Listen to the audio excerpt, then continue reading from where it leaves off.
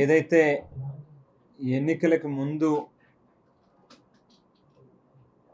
వందల కొద్దీ హామీలు ఇచ్చి ఎన్నికల అనంతరం ఆ హామీలని ఆ తెప్పని తగలేసేటటువంటి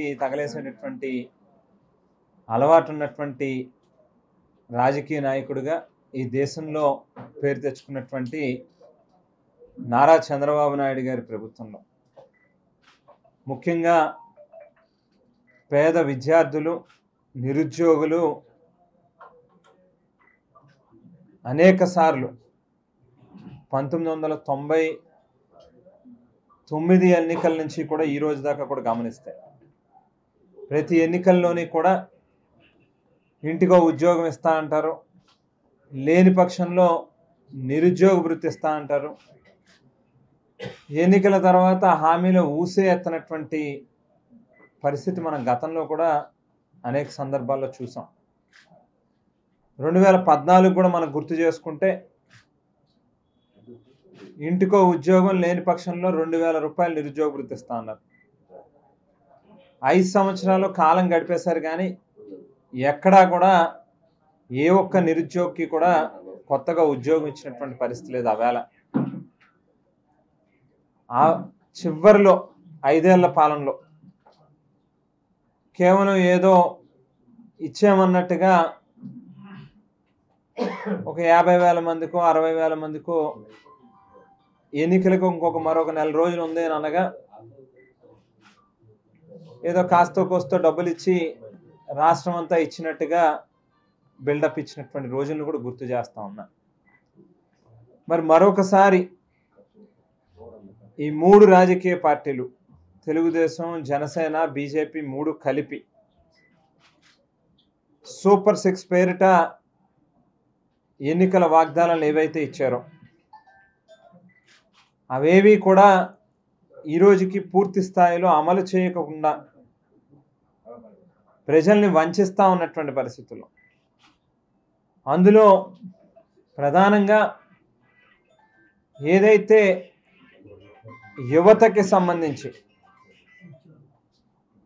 నెలకి 3,000 రూపాయలు చొప్పున ఏడాదికి 36,000 రూపాయలు ప్రతి ఇంటికి ఉద్యోగం ఇస్తాం, ఉద్యోగం ఇవ్వలేని పక్షంలో ఈ 36,000 రూపాయలైనా ఖచ్చితంగా ఇస్తాము అని చెప్పి ఏదైతే హామీ ఇచ్చారో ఇవాళకి 57 సంవత్సరం కాలం పూర్తయిపోయినప్పటికీ కూడా ఈ సంవత్సరం కాలంలో 1,60,00,000 ఇల్లులు ఉన్నాయి, కుటుంబాలు ఉన్నాయి ఈ రాష్ట్రంలో. ఒక్కొక్క కుటుంబానికి ఉద్యోగం ఇవ్వలేదు కాబట్టి నిరుద్యోగ వృత్తి 3,000 రూపాయలు చొప్పున లెక్కేస్తే సుమారుగా 57,000 కోట్ల రూపాయలు ఈ ప్రభుత్వం రాష్ట్రంలో ఉన్నటువంటి యువతకి బకాయి పడింది అని చెప్పి చెప్పుకోవాల్సినటువంటి అవసరం కూడా వస్తా ఉంది. మరి మొదటి ఏడాది మొత్తం కూడా ఎక్కడ బడ్జెట్లో 1 రూపాయి కూడా కేటాయింపులు చేయలేదు. ఏ ఒక్కరికి కూడా 1 పైసా కూడా నిరుద్యోగ వృత్తి పేరు చెప్పి ఇచ్చినటువంటి పరిస్థితి లేదు. మరో పక్కన ముఖ్యంగా దివంగత ముఖ్యమంత్రి డాక్టర్ వైఎస్ రాజశేఖర రెడ్డి గారు ఏదైతే ఆవేళ ప్రతి పేదవాడి ఇంట్లోని కూడా కనీసం ఒక్కరైనా ఒక డాక్టర్ అవ్వాలి, ఒక ఇంజనీర్ అవ్వాలి, ఉన్నతమైనటువంటి చదువులు చదువుకోవాలి, తద్వారా ఆ కుటుంబం యొక్క ఆర్థిక పరిస్థితులు మెరుగుపడాలి, వారి జీవితాల్లో మార్పులు రావాలి అని చెప్పి కలలు కానీ యావత్ ప్రపంచమే మన వైపు చూసేటట్టుగా ఒక గొప్ప కార్యక్రమానికి శ్రీకారం చుట్టారు, ఫీజు రీఎంబర్స్మెంట్ పథకానికి. మరి గతంలో కూడా చంద్రబాబు నాయుడు గారు అధికారంలో ఉన్నటువంటి సందర్భంలో ఏ రకంగా ఫీజు రీఎంబర్స్మెంట్ పథకాన్ని నీరుగార్చాలి, రాజశేఖర రెడ్డి గారి పేరు తలుచుకుంటా ఉన్నారు పేదలు, అది మర్చిపోయేటట్టుగా చెయ్యాలి అనేటువంటి కుళ్ళు కుతంత్రాలతో ఆవేళ ఆలోచన చేశారు. మరోసారి మళ్ళీ ఈవేళ అదే రకమైనటువంటి పరిస్థితులు ఏర్పడినాయి. ఏదైతే జగన్మోహన్ రెడ్డి గారు ఒక యాన్యువల్ క్యాలెండర్ మాదిరిగా సంక్షేమ క్యాలెండర్ని రిలీజ్ చేసి జనవరి నెలలో పలానా పథకానికి సంబంధించినటువంటి డబ్బులు విడుదల చేస్తాం, ఫిబ్రవరి నెలలో పలానా కార్యక్రమానికి సంబంధించినటువంటి డబ్బులు పేదవాళ్ళ అకౌంట్లో వేస్తాము అని చెప్పి ఆవేళ ఒక సంక్షేమ క్యాలెండర్నే రిలీజ్ చేసి ప్రతి పేదవాడికి తోడుగా నిలబడేటటువంటి కార్యక్రమం చేశారు. అందులో ప్రధానంగా ఎడ్యుకేషన్ ఇయర్లో, అకాడమిక్ ఇయర్లో ప్రతి త్రైమాసికానికి అంటే ఎవ్రీ క్వార్టర్కి కూడా ఎంటీఎఫ్ కానీ ఆర్టీఎఫ్ కానీ రిలీజ్ చేస్తూ ఎక్కడ ఏ ఒక్క పేద విద్యార్థి కూడా ఇబ్బంది పడకూడదు అనేటువంటి ఆలోచనతో ఆవేళ పిల్లలకి తల్లిదండ్రులకి కూడా తోడుగా నిలబడ్డారు. ఈవేళ పూర్తిగా పథకానికి తూట్లు పొడుస్తూ ఉంది ఈ ప్రభుత్వం అని చెప్పి చెప్పుకోవాల్సినటువంటి అవసరం ఉంది. ఏడాది కాలం పూర్తిగా వస్తుంది. ఇవాళకి మెస్ ట్యూషన్ ఫీజులు కానీ హాస్టల్ ఫీజులకు సంబంధించినటువంటి స్కాలర్షిప్లు ఒక్క పైసా అంటే పైసా కూడా ఎక్కడా కూడా విడుదల చేసినటువంటి పరిస్థితి లేదు. సుమారుగా ఒక ఏడాదికి ఫీజు రియంబర్స్మెంట్ పథకానికి సంబంధించి అది ఎంటీఎఫ్ కావచ్చు, ఆర్టీఎఫ్ కావచ్చు, ఇవన్నీ కూడా కలిపితే కనీసం అంటే 3,900 కోట్ల రూపాయలు అవసరం పడతా ఉంటే ఈ 2 ఏళ్ళు కలిపి 7,800 కోట్ల రూపాయలు అవసరం ఉన్నప్పటికీ కేవలం 700 కోట్ల రూపాయలు మాత్రమే విడుదల చేశాము అని చెప్పి చెప్తా ఉన్నారు. ఆ 700 కోట్ల రూపాయలు కూడా ఇంకా మాకు ఎక్కడా రాలేదు అని చెప్పి కాలేజ్ మేనేజ్మెంట్లో చెప్తా ఉన్నటువంటి పరిస్థితి కూడా మనకు కనిపిస్తూ ఉంది. ఈ తరుణంలో ఒక పక్కన కాలేజ్ యాజమాన్యాలు ఫీజులు కట్టనిదే మీ సర్టిఫికెట్లు ఇవ్వము, ఎగ్జామ్కి అలౌ చేయము, హాల్ టికెట్లు ఇవ్వము అని చెప్పి ఇబ్బంది పెడతా ఉన్నటువంటి పరిస్థితుల్లో అప్పులు చేసి మళ్ళీ ఆస్తులు లేకపోతే బంగారాలు తాకట్టు పెట్టుకుని అక్కడ ఇక్కడ పెద్ద పెద్ద వడ్డీలకు తీసుకొచ్చి మళ్ళీ పిల్లల భవిష్యత్తు కోసం తల్లిదండ్రులు పూర్వపు రోజులు గుర్తు చేసుకుంటా ఉన్నటువంటి పరిస్థితులు ఇవాళ కనిపిస్తూ ఉన్నాయి. ఇదేమాత్రం కూడా ప్రభుత్వం మంచిది కాదు. ఈ రకమైనటువంటి పోకడలకు వెళ్ళడం ఖచ్చితంగా తక్షణమే ఫీజు రియంబర్స్మెంట్కి సంబంధించినటువంటి బకాయిలు మొత్తం కూడా క్లియర్ చేయాల్సినటువంటి అవసరం ఉంది. అలాగే ముఖ్యంగా నిరుద్యోగులకు ఏదైతే మీరు హామీని ఇచ్చారో నెలకి 3,000 రూపాయలు చొప్పున ఏడాదికి 36,000 రూపాయలు ప్రతి నిరుద్యోగికి కూడా ఇస్తాము అని చెప్పి హామీ ఇచ్చారు. ఈ ఏడాది కాలానికి సంబంధించినటువంటి పూర్తి డబ్బుల్ని రిలీజ్ చేయాల్సినటువంటి అవసరం ఉంది. అలాగే ఈ కొత్త సంవత్సరానికి సంబంధించి కూడా తక్షణమే ఆ నిరుద్యోగ భృతి పథకాన్ని ప్రారంభించాలి అని చెప్పి కూడా ఈ ప్రభుత్వాన్ని డిమాండ్ చేస్తూ ఏదైతే మొన్న 13వ తేదీ నాడు ఆంధ్ర రాష్ట్రంలో ఉన్నటువంటి 26 జిల్లాల కలెక్టరేట్ల వద్ద వైఎస్ఆర్ కాంగ్రెస్ పార్టీ విద్యార్థి యోజన విభాగాల సంయుక్తంగా ప్రభుత్వాన్ని నిలదీస్తూ కలెక్టరేట్ల వద్ద ధర్నాలు చేసేటటువంటి కార్యక్రమానికి పిలిపించాము. అనుకోకుండా అహ్మదాబాద్లో జరిగినటువంటి ఫ్లైట్ యాక్సిడెంట్ కారణంగా ఆవేళ కార్యక్రమాన్ని ఆ రోజు విరమించుకోవడం జరిగింది. మరి ఆ కార్యక్రమం వచ్చే 23వ తేదీ నాడు ఈ నెల సోమవారం నాడు రాష్ట్ర వ్యాప్తంగా అన్ని జిల్లాల్లోని కూడా వైఎస్ఆర్ కాంగ్రెస్ పార్టీ విద్యార్థి యోజన విభాగాలు ఇద్దరూ కలిసి ఈ కార్యక్రమాన్ని చేపడుతూ ప్రభుత్వాన్ని నిలదీస్తూ తక్షణమే ఫీజు రియంబర్స్మెంట్ బకాయిలు మొత్తం కూడా క్లియర్ చేయాలని అలాగే నిరుద్యోగ వృత్తిని కూడా ఇవ్వాలి అని చెప్పి డిమాండ్ చేస్తూ ఈ కార్యక్రమాన్ని నిర్వహించడం జరుగుతుంది.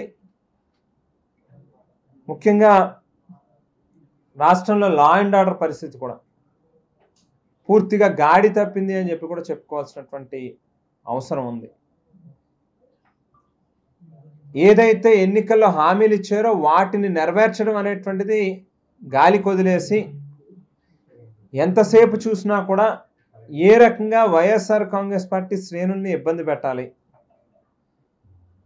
రాష్ట్ర స్థాయిలో ఉన్నటువంటి ముఖ్యమైనటువంటి నాయకుల దగ్గర నుంచి ప్రారంభించి ఒక గ్రామ స్థాయిలో ఉండేటటువంటి సామాన్య కార్యకర్తల వరకు కూడా అనేక కేసులు పెట్టడం, వాళ్ళని కోర్టుల చుట్టూ పోలీస్ స్టేషన్ల చుట్టూ అదే పనిగా తిప్పేటటువంటి కార్యక్రమం మీద పూర్తిగా దృష్టి కేంద్రీకరించారు అని చెప్పి ఖచ్చితంగా చెప్పుకోవాల్సినటువంటి అవసరం ఉంది. ఈ కారణంగా లా అండ్ ఆర్డర్ పరిస్థితులు పూర్తిగా గాడి తప్పినటువంటి కారణంగా ఏదైతే గతంలో జగన్మోహన్ రెడ్డి గారి ప్రభుత్వంలో తీసుకొచ్చినటువంటి పెట్టుబడులు, కంపెనీలు, వారు కూడా రాష్ట్రంలో నెలకొన్నటువంటి పరిస్థితులకి భయపడి వెనక్కి వెళ్ళిపోతా ఉన్నటువంటి పరిస్థితులు ఉన్నాయి. పూర్వం నుంచి కూడా నడుపుతా ఉన్నటువంటి ఇండస్ట్రీలు ప్రభుత్వం నుంచి అందాల్సినటువంటి సహకారం లేక, ఇన్సెంటివ్లు రాకో, ఇండస్ట్రీకి సంబంధించినటువంటి ప్రోత్సాహకాలు అందించినటువంటి కారణంగానో చాలా సంవత్సరాల నుంచి నడుపుతా ఉన్నటువంటి ఇండస్ట్రీలు కూడా మూతపడతా ఉన్నటువంటి పరిస్థితులు కనిపిస్తూ ఉన్నాయి.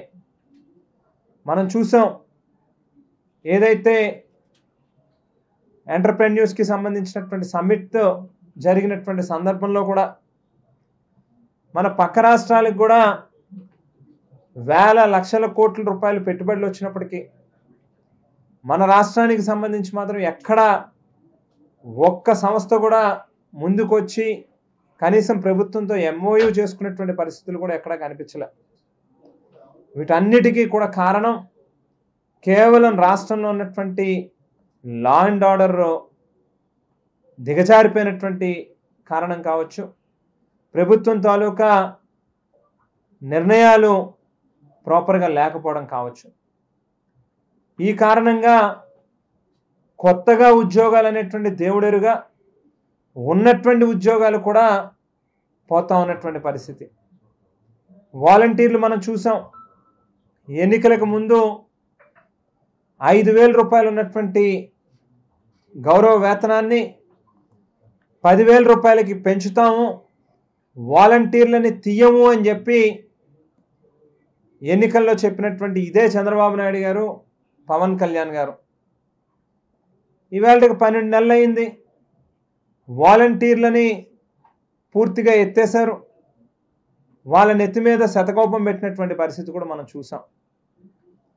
మరో పక్కన ఏ పేదవాడు కూడా ఇబ్బంది పడకూడదు, వృద్ధులు కానీ లేకపోతే వికలాంగులు కానీ ఆడవాళ్ళు కానీ లైనుల్లో నుంచుని ఎండనక వాననక వాళ్ళు క్యూ లైనుల్లో గంటల తరబడి వేచి చూసి దేహి అని చెప్పి ప్రభుత్వాన్ని వాళ్ళ రేషన్ కోసం అడిగేటటువంటి పరిస్థితి ఉండకూడదు. సంక్షేమ పథకాలు కానీ రేషన్ కానీ ఇవన్నీ కూడా పేదవాడి తాలూకా హక్కు, ప్రభుత్వం తాలూకా బాధ్యత కింద భావించి ఆవేళ ఈ వాలంటీర్ వ్యవస్థని అలాగే MDU వెహికల్స్ని ఉపయోగించి ఇళ్ల వద్దకే గడప వద్దకే సంక్షేమ పథకాలు అందించినటువంటి గొప్ప కార్యక్రమం ఆవేళ వైఎస్ఆర్ కాంగ్రెస్ పార్టీ ప్రభుత్వంలో జరిగితే, ఈవేళ రేషన్ బళ్ళని కూడా ఎత్తేసి మళ్ళీ క్యూ లైన్లోనే నుంచోండి అని చెప్పి గత పరిస్థితులు తీసుకొచ్చినటువంటి చంద్రబాబు నాయుడు గారు. ఇవన్నీ కూడా కొత్తగా ఉద్యోగాలు ఇవ్వకపోగా ఉన్నటువంటి ఉద్యోగాలను కూడా రేషన్ బళ్ళకి సంబంధించి కూడా సుమారుగా 15,000కు పైబడి నిరుద్యోగులకు ఆవేళ అవకాశం ఇచ్చి బళ్ళని ప్రభుత్వమే ఆటోలను కొనిచ్చి పేదవాళ్ళకి ఇంటి దగ్గరికి రేషన్ అందించండి అని చెప్పి కూడా కార్యక్రమం మొదలుపెట్టాం. ఇవాళ ఆ వాలంటీర్లని MDO వెహికల్స్కి సంబంధించినటువంటి వాళ్ళని కూడా పూర్తిగా ఎత్తేసి వాళ్ళ నోట్లో మట్టి కొట్టినటువంటి పరిస్థితి కనిపిస్తూ ఉంది. మరో పక్కన ప్రభుత్వానికి సంబంధించినటువంటి ఉద్యోగాలు నోటిఫికేషన్లు ఇస్తాము అని చెప్పి ఏదైతే హామీ ఇచ్చారో ఈ రోజుకి కూడా ఎక్కడా స్పష్టత లేనటువంటి పరిస్థితి. మా ప్రభుత్వంలో నిర్వహించినటువంటి ప్రిలిమ్స్ సంబంధించినటువంటి ఎగ్జామ్స్ కూడా ఇవాళ మెయిన్స్ ఏదైతే కండక్ట్ చేయాలో గ్రూప్ 6 సంబంధించి వాటిని కూడా ఎక్కడ నిర్వహించకుండా తాత్సారం చేస్తూ ఉన్నటువంటి పరిస్థితి కనిపిస్తూ ఉంది. DSC నోటిఫికేషన్ కూడా ఆవేళ మా ప్రభుత్వంలోనే ఇస్తే మెగా DSC అని చెప్పి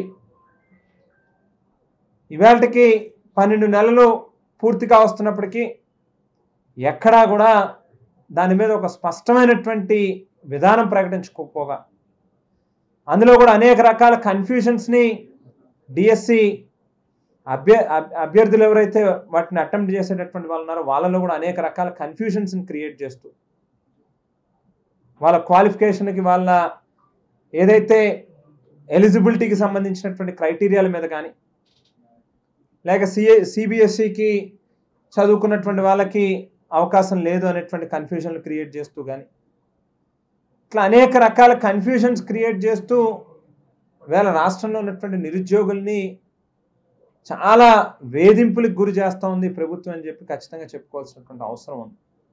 వీటన్నిటి మీదే ప్రభుత్వాన్ని నిలదీస్తూ 23వ తేదీ నాడు సోమవారం నాడు రాష్ట్రంలో ఉన్నటువంటి అన్ని కలెక్టరేట్ల వద్ద వైఎస్ఆర్ కాంగ్రెస్ పార్టీ విద్యార్థి యువజన విభాగాలు కలిసి ప్రభుత్వాన్ని నిలదీసేటటువంటి కార్యక్రమం చేయబోతా ఉన్నామని చెప్పి పాత్రికా ముఖంగా ఈ సందర్భంగా తెలియజేస్తాం.